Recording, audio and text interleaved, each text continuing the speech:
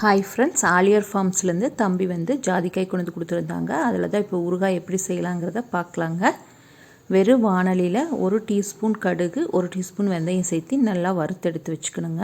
வாணலியில் 4 கரண்டி நல்லெண்ணெய் சேர்த்திக்கலாங்க. இது சூடாகட்டும். மருத்துவ பயன் அதிகமுள்ள இந்த ஜாதிக்காயை ஊறுகாயாக நம்ம செஞ்சு வச்சு தினமும் உணவில் ஜாதிக்காயும் ஜாதிப்பத்திரியும் எடுத்து வச்சுட்டு அதில் உள்ள சதைப்பகுதிங்க, அதில் வெள்ளையாக ஒரு தோல் மாதிரி இருக்கும், அது ஒரு ஸ்பூனில் சுரண்டி எடுத்துட்டுங்க. கொஞ்சம் ஹார்டாக இருக்கும். நல்லா பொடி பொடியாக கட் பண்ணி கல்லுப்பு சேர்த்து முதல் நாளே ஊற வச்சுட்டுனுங்க. இப்போது இந்த கடுகு வெந்தயத்தையும் அரைச்சிட்டு வந்துடலாம். எண்ணெய் சூடாயிருச்சு. இது கூட கடுகு 2 வரமிளகா கொஞ்சம் கருவேப்பிலை சேர்த்து எண்ணெயில் பொரிய விட்டுருங்க. தீயை குறைச்சி வச்சுட்டுங்க. 1 ஸ்பூன் வரமிளகாத்தூள் சேர்த்திக்கிங்க. அப்புறம் தேவையான அளவு உப்பு, பெருங்காயத்தூள் எல்லாம் சேர்த்து நல்லா மிக்ஸ் பண்ணி விட்டுறலாங்க.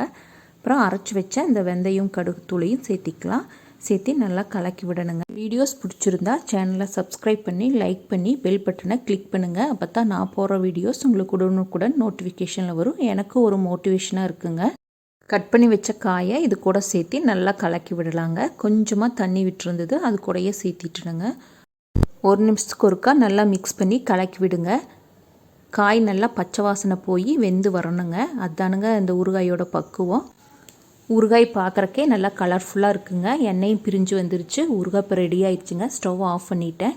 ஆற வச்சு ஒரு ஏர்டைட் கண்டெய்னரில் போட்டு சேவ் பண்ணி வச்சிட்டோம்னா நம்ம வேணுங்கியில் எடுத்து சாப்பிட்டுக்கலாங்க. இந்த ஈஸி அண்ட் சிம்பிளாக நீங்களும் ட்ரை பண்ணி பார்த்துட்டு எனக்கு எப்படி இருக்குன்னு